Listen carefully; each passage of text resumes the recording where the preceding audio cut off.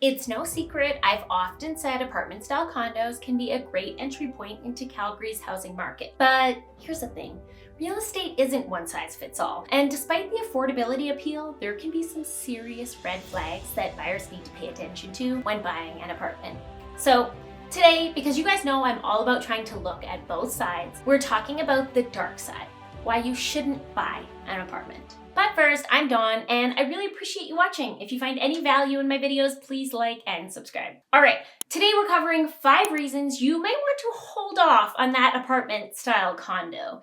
And make sure you watch to the end because number 5, it sounds dramatic, but it could change the financial trajectory of your life. And I've got a little something for you at the end. Number 1, let's start with condo fees. They're unavoidable and often unpredictable. Even in newer buildings, the fees might seem reasonable today, but here's what they don't tell you. They're often underpriced on purpose. Developers want to sell units fast, so they keep condo fees artificially low. But once the builder is out and the board takes over, reality kicks in. Maintenance costs go up, reserve funds fall short, and owners start seeing double-digit fee increases over the next 5 to 10 years. The Canadian Condominium Institute says expect condo fees in new buildings to double within the first 10 years.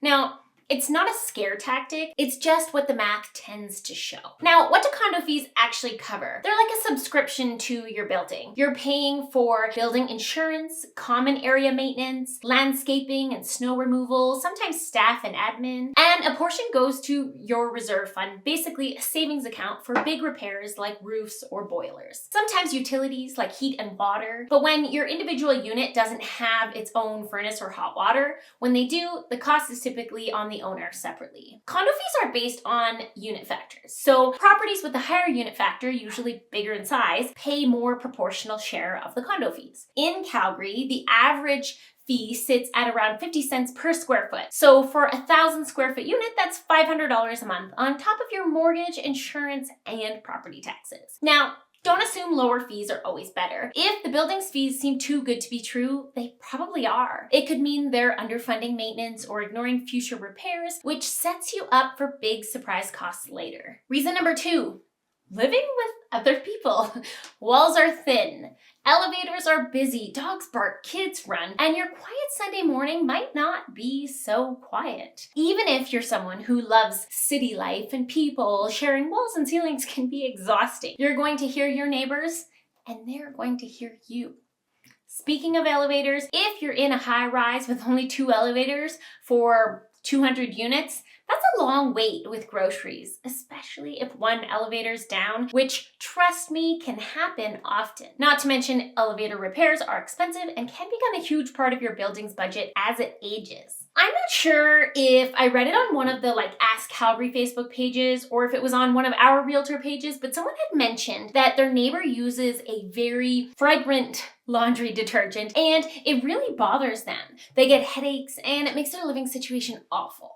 There are a lot of things out of our control that can make living in such close proximity to your neighbors not so great. Also, is it just me, or does the 23rd floor mess with your head a little? High-rise life looks great in photos, but it is not for everyone. So something to think about. Next up, let's talk about timing, because I always say you can't time the market, and while that's true, time in the market really matters. Apartments in Calgary took the longest to recover from the last downturn and have seen the fastest rise in inventory this year.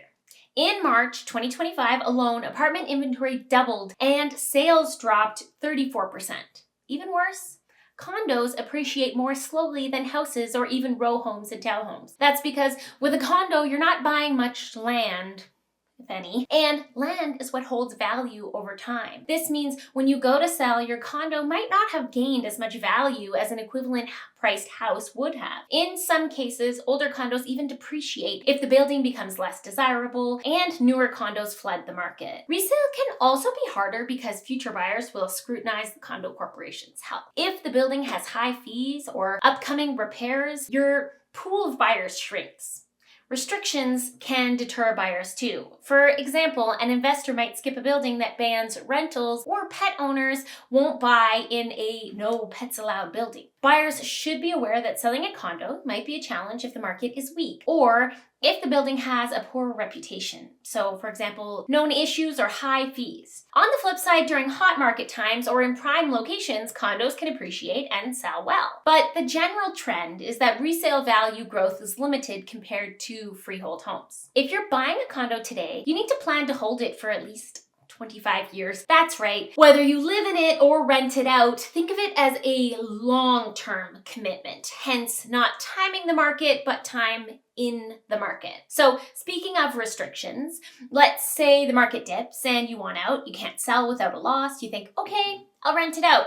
But here's where condo life can really bite you. Some boards restrict rentals altogether. Some only allow long-term leases. Others ban Airbnbs. And if you can't rent it out, now you're stuck paying condo fees, mortgage, and taxes. Worse still, many condo bylaws limit your personal freedom. No dogs over a certain size, maybe no dogs at all. No smoking on balconies, not the worst thing. Some even restrict holiday decorations or barbecues. You give up a lot of autonomy in exchange for shared living. And these rules, you agree with them when you buy. That's why it's crucial to read the bylaws upfront, not after you've moved in.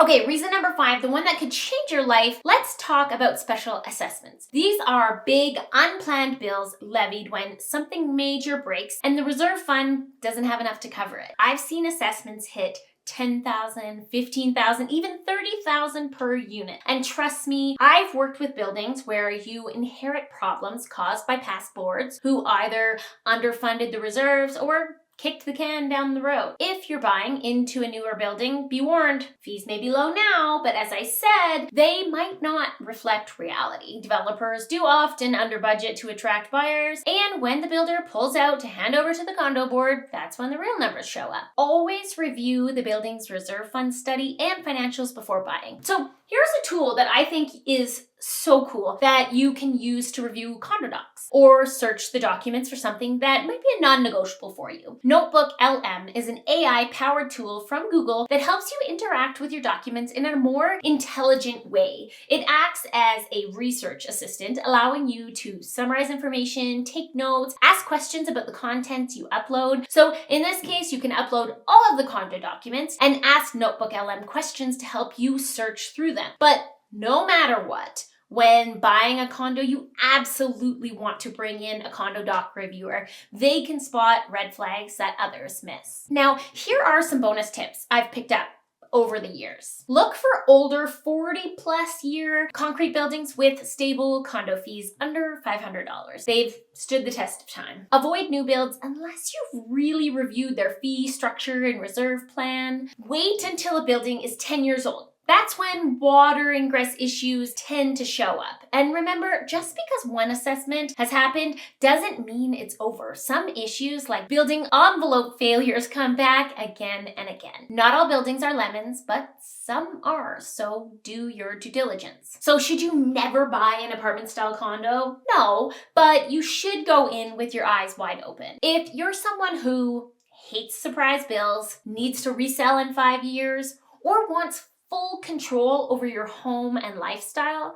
then maybe it's worth looking at a townhome, row home, or duplex, or something else that fits you better. It's tough to cover everything you need to know about buying a condo in one video, so I'm putting together a full condo buying guide. You'll find the link below very soon. If you want a list of buildings to be cautious of, I've got that for you too. If this video helped you, please like and subscribe. You'll also find my buyers and sellers guides down below, and if you've got questions, book a call or shoot me an email. I'm always happy to help. Thanks for watching, and I'll see you soon.